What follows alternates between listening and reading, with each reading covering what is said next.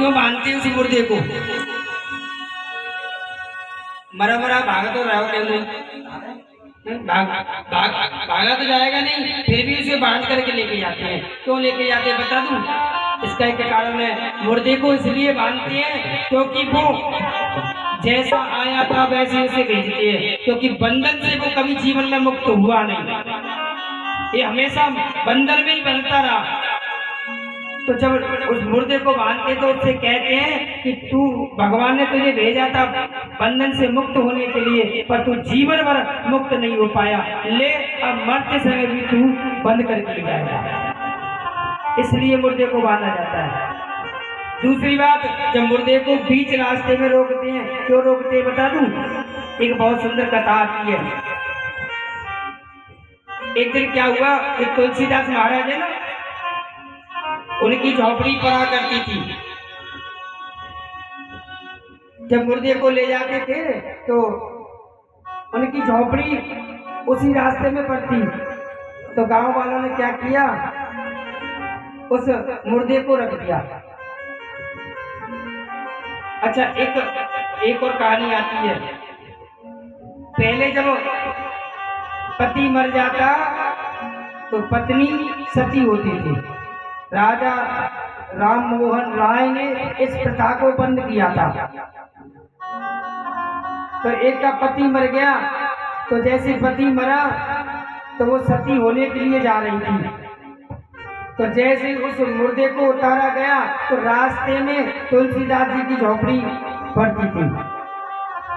तो उस स्त्री ने सोचा कि मैं वैसे भी मर रही हूँ, नहीं हो तो संत का आशीर्वाद। अच्छा, तुलसीदास जी को बड़ा अभागा कहते थे सब लोग। क्यों कहते थे पता है? क्योंकि इनका जन्म हुआ तो इनकी माँ मर गई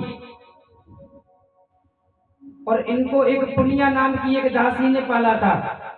कुछ समय बाद वो दासी भी मर गई, तो सब तुलसीदास को बड़ा अभागा कहते थे।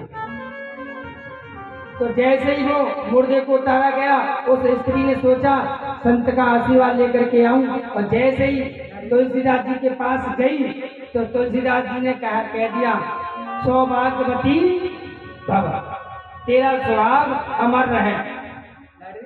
और जैसे ही कहा कि तेरा सुहाग अमर रहे, सब अटके देखने वाले कहने लगे ये तुलसीदास तो वैसे ही पागल हुआ, ये तो निल्ले पे ही पागल हुआ, इसका पति मरा हुआ पड़ा है और तुम कह रहे हो कि इसका सुहाग अमर रहे।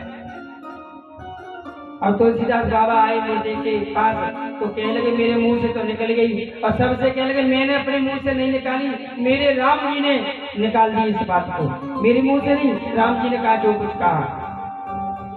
तो गांव वाले बोले तू झूठा और तेरे राम जी झूठे। तुलसीदास जी ने कहा मुझसे बोल लो, मैं अपनी कुछ नहीं कहूंगा, पर मेरे राम के बारे में एक शब्द भी मत बोलना।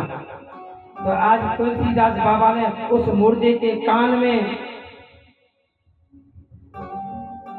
आवाज लगाई और कहा जय श्री राम, जय श्री राम और जय श्री राम। जैसे जय श्री राम कही तो मुर्दा उठ करके खड़ा हो गया और वो भी बोलने लगा जय श्री राम, जय श्री राम। और उसी दिन से मुर्दे को बीच रास्ते में रोका जाता है। उसी दिन से मुर्दे को बीच रास्ते में रोका जाता है। पर एक बात बताऊं, इस मुर्दे को अब तो पीपल के पीछे, उसके बमूल का वृक्ष हो, नीम का हो, सबके नीचे रोक देते हैं, पर उस मुर्दे को नीम के बमूल के वृक्ष के नीचे नहीं, बेलपत्र का जो वृक्ष होता है उसके नीचे रोकना चाहिए। जो बेलपत्र के नीचे मुर्दे को रोकते हैं ना, वो सीधा भगवान के धाम को जाता है। ये बेलपत्र कहाँ से आए पता है? बता दो कि जानते हैं? हाँ, सती महारानी के आंसुओं से बेलपत्र बनी थी। और एक बात बताऊं, जो व्यक्ति बेलपत्र को शमशान घाट में लगा करके आता है और 1 साल तक उसकी रखवाली करता है, उसके घर पे कभी जीवन में लक्ष्मी की कमी नहीं रहती। इससे पुराण में कथा दी गई है। इसलिए जय जय श्री